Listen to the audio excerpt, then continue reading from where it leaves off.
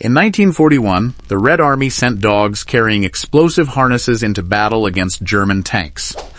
The strange part isn't that this happened. It did. The real question is whether they actually worked, and how much of the story that followed was real history, Soviet wartime propaganda, or later Western myth. To understand why anyone thought this was a good idea, you have to look at the situation the Soviet military faced in the summer and autumn of 1941. When Operation Barbarossa began, German armored divisions tore across the border, encircling entire Soviet armies. In a matter of weeks, the Red Army suffered enormous losses in artillery and anti-tank equipment. By the time German tanks were pushing toward Moscow, many Soviet rifle units were defending key roads with severe shortages of heavy weapons. They were improvising with whatever they could find: landmines, anti-aircraft guns fired horizontally, Molotov cocktails, and grenades. Replacing lost artillery takes time, especially when your arms factories are being dismantled, loaded onto train cars, and shipped thousands of miles east to the Urals. The Red Army couldn't wait for those factories to start up again. Commanders needed anything that could stop a tank right now. The crisis made Soviet commanders much more willing to try unconventional ideas.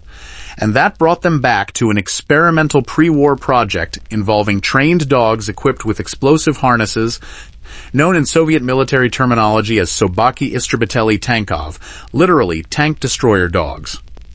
This wasn't something cooked up in a late-night panic in 1941. Soviet researchers had been working on military dogs for years. On August 23, 1924, the Red Army set up a central training and experimental kennel in the Moscow region, an institution that later became famous as the Red Star Military Dog School. At first, the facility focused on practical jobs, training dogs to carry messages across fire-swept land, guard supply dumps, sniff out sentries, and pull wounded soldiers off the field on small sleds. But around 1930, military researchers raised a much darker question. Could a dog be trained to destroy a bridge, a bunker, or a tank? By 1935, the Red Army had formally adopted tank destroyer dogs into military service. In fact, between 1939 and 1940, the military ran extensive tests at the Kubinka Proving Grounds near Moscow. Trainers tested dogs against moving targets, including an older gasoline-powered MS-1 tank used in a live explosive trial. The trials seemed promising enough that the military produced roughly 3,000 anti-tank pouches before the German invasion even began. On paper, the mechanism was disturbingly simple. The dog wore a canvas harness carrying an explosive device with the complete gear weighing about 10 pounds. Sticking straight up from the harness was a vertical wooden contact lever connected to a mechanical fuse. The plan relied on basic animal behavior. A dog would run toward a tank and crawl underneath where the hull armor was thinnest. As the dog squeezed under the chassis, the wooden lever would catch against the bottom of the tank, bend backward, and trigger the detonator. To be fair, the Soviet military wasn't trying to turn every dog into an explosive delivery system. The Red Star School developed separate training tracks for communication, sentry work, casualty evacuation, mine detection, reconnaissance, and sabotage. The tank destroyer role was a small, highly specialized branch. And training a dog to attack a tank turned out to be far more complicated than the engineers expected. Training protocols introduced dogs to running engines, vehicle movement, and simulated gunfire. Food placed beneath training vehicles reinforced the association with armor, teaching the animals to look underneath for a reward. Training under controlled conditions was one thing. Repeating the task beneath a moving, firing panzer was a very different assignment.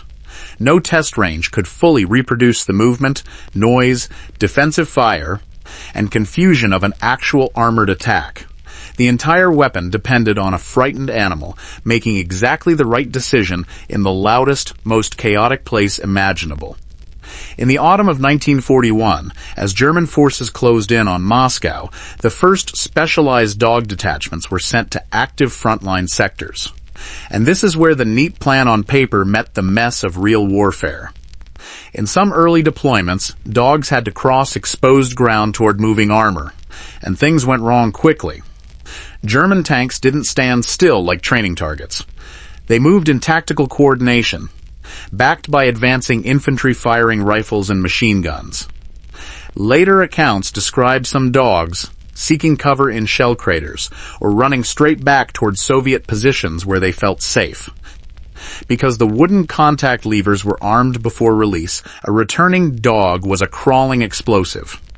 Some accounts state that handlers or supporting troops had to shoot armed dogs that returned toward friendly lines to prevent accidental detonations near their own trenches. Available Soviet reports and later institutional accounts describe mixed results. Some individual attacks were credited with hitting armored vehicles, while other releases failed completely due to animal disorientation or heavy defensive gunfire. If you've read about anti-tank dogs on the internet, you've probably heard a famous story that the entire program failed because Soviet tanks ran on diesel, while German tanks ran on gasoline. The story goes that the dogs were trained on Soviet diesel smells, so when they were released in battle, they ignored the German panzers and ran straight for Soviet T-34S. It's a wonderfully tidy explanation. History, unfortunately, is rarely that cooperative. The records from those pre-war Kubinka proving ground trials show that trainers actually used older tanks like the MS-1, which ran on gasoline. The dogs had been exposed to gasoline engines long before the war started. Combat noise, target movement, gunfire, terrain, training quality, and handling offer broader and better supported explanations for inconsistent performance than fuel scent alone. Dogs don't need to smell fuel to get terrified by a roaring engine and firing machine guns. And German soldiers certainly didn't think the dogs were a joke. A Soviet General Staff directive reported that German units had circulated instructions for dealing with explosive-carrying dogs, including explicit orders to shoot any unattended dogs seen near frontline armor. And that was the basic problem.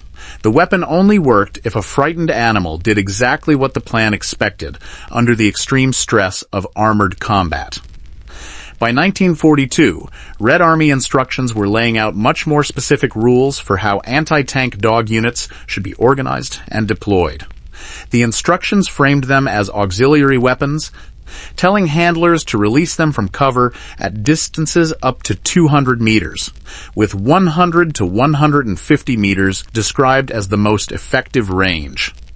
By the Battle of Kursk in July 1943, Soviet accounts later described some of these units being held as mobile anti-tank reserves inside prepared defensive sectors, waiting for armor that had already penetrated the outer lines. Soviet reports later credited these close-range releases with several localized successes. And this brings us to the most famous part of the legend: the numbers. 300 destroyed tanks sounds impressively precise. It becomes much less precise when you try to find out where the number originally came from. A later Soviet institutional summary, drawing on commanders' reports from 1941 and 1942, credited dog units with 192 tanks damaged or destroyed. A local museum account from Kursk claims 15 tanks were disabled in the defenses there. Meanwhile, post-war popular accounts routinely repeat the grand figure of 300. Nobody has produced a complete wartime list showing where all 300 vehicles came from. Published figures vary wildly, their definitions are inconsistent, and no single master ledger exists.